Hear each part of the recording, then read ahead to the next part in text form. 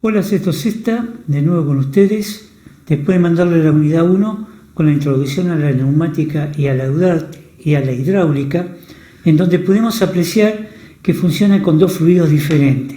Uno es el aire atmosférico y el otro es un aceite.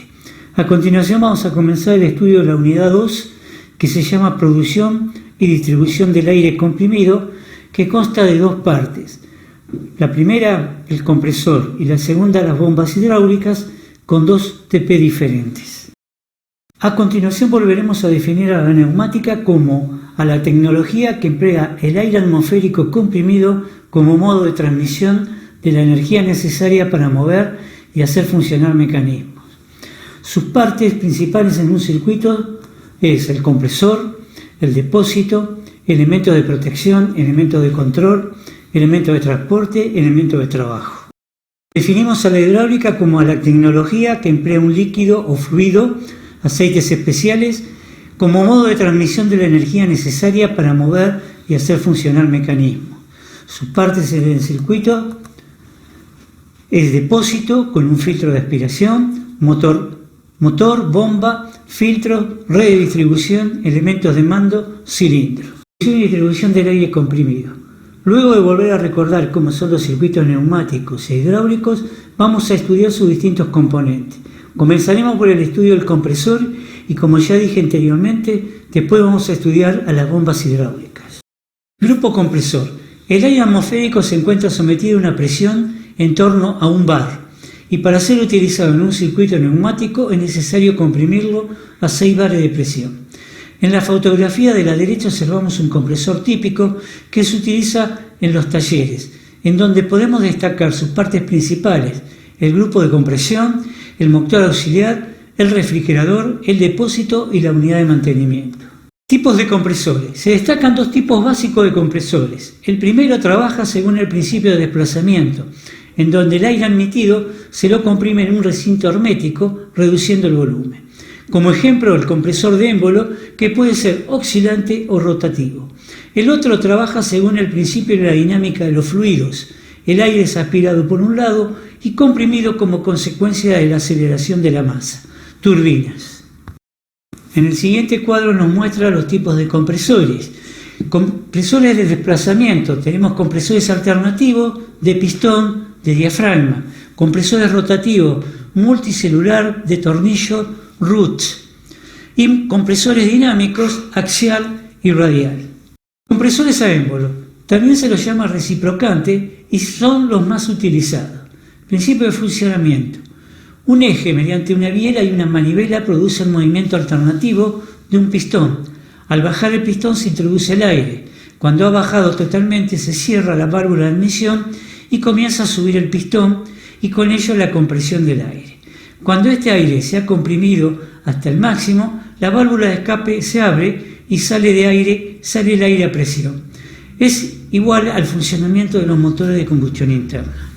En el siguiente video podemos apreciar el funcionamiento de este tipo de compresor y en la parte superior se aprecia con color amarillo las válvulas de entrada y salida del aire.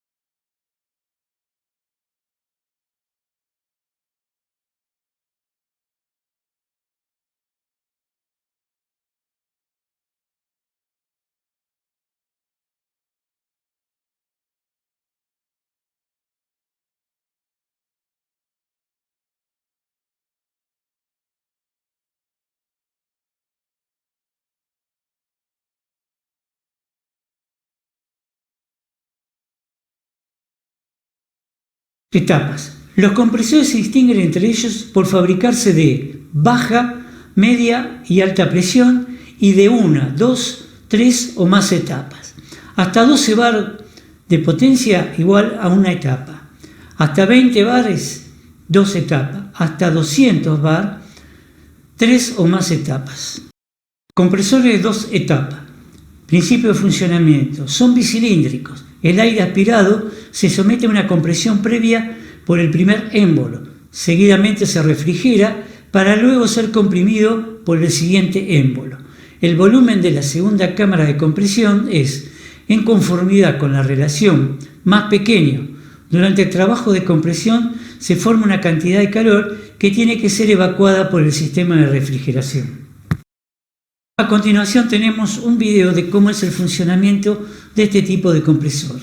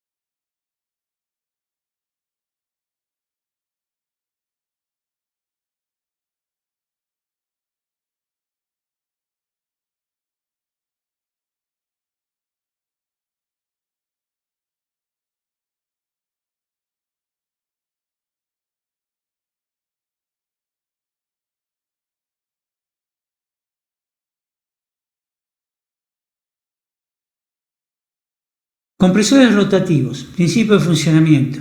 Consiguen aumentar la presión mediante el giro de un rotor. El aire se aspira y se comprime en la cámara de compresión gracias a la disminución del volumen que ocupa el aire. Tipos.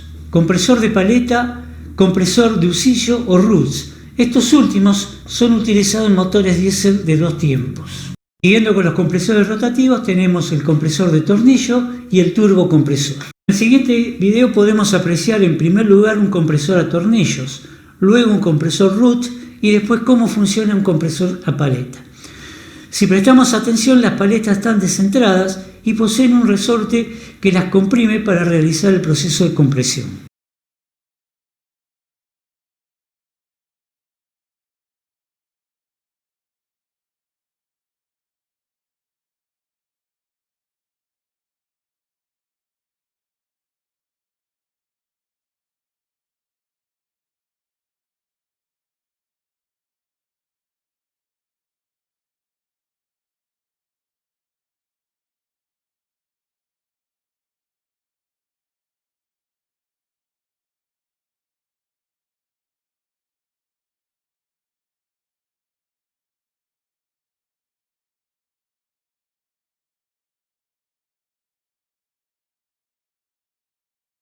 Como en los circuitos eléctricos, para representar a los componentes de estos sistemas, también se desarrolló una simbología, tanto para la neumática como para la hidráulica. En la fotografía se representa la del compresor. El motor auxiliar. Continuando en la misma fotografía, tenemos el motor auxiliar que se encarga de comunicar el movimiento de rotación al eje del compresor. Según el tipo de instalación puede tratarse de motor eléctrico, motor de combustión. El refrigerador. Continuando con las partes que conforman el grupo compresor, tenemos el refrigerador, cuya misión es refrigerar el aire que al ser comprimido llega a 150 grados centígrados. Tipos. Para pequeños compresores, aletas, y para compresores mayores, aletas y ventilador. Y para estaciones de compresión de más de 30 kW de potencia, están equipados de un sistema de refrigeración por circulación de agua en circuito cerrado o abierto. Depósito.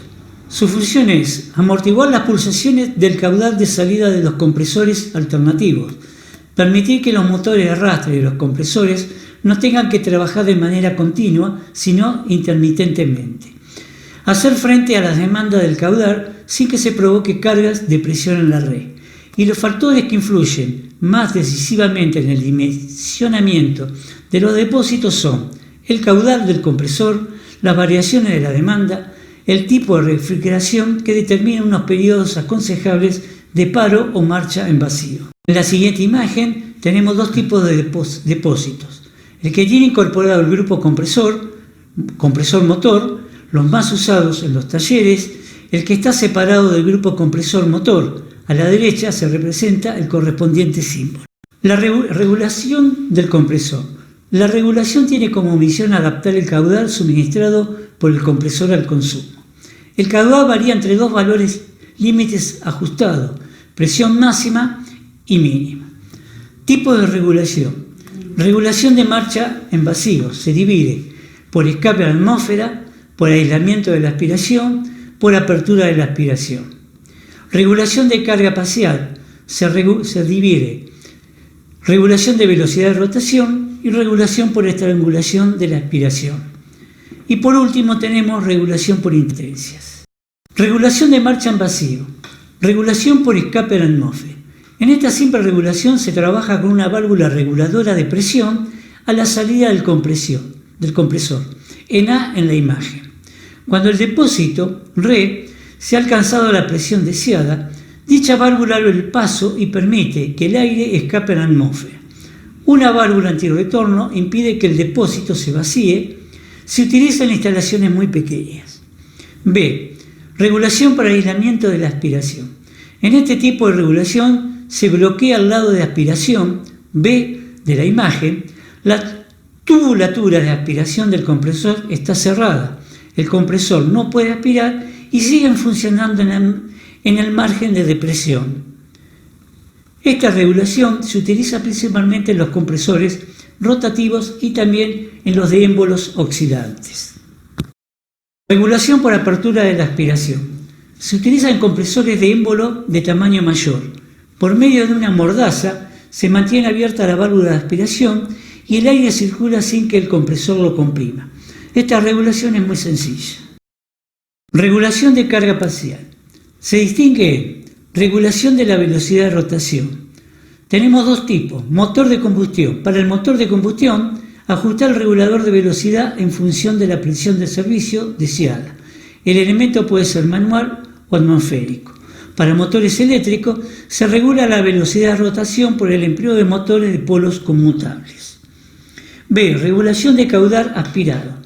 Se obtiene por simple estrangulación de la tubuladura de aspiración.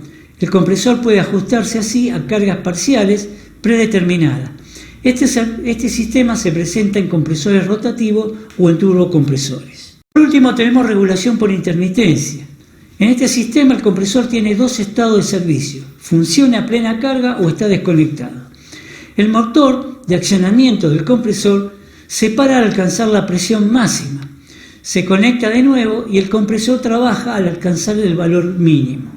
Los momentos de conexión y desconexión puede ajustarse mediante un presostato, representado en C en la imagen. Para mantener la frecuencia de conmutación dentro de los límites admisibles, es necesario prever un depósito de gran capacidad. Con este video terminamos la primera parte. Ahora se pueden leer y realizar el trabajo práctico 2 y me lo suben al Classroom. Si algo no entendieron, me lo comunican junto con la respuesta del TP. En el próximo encuentro entraremos en el de las bombas hidráulicas.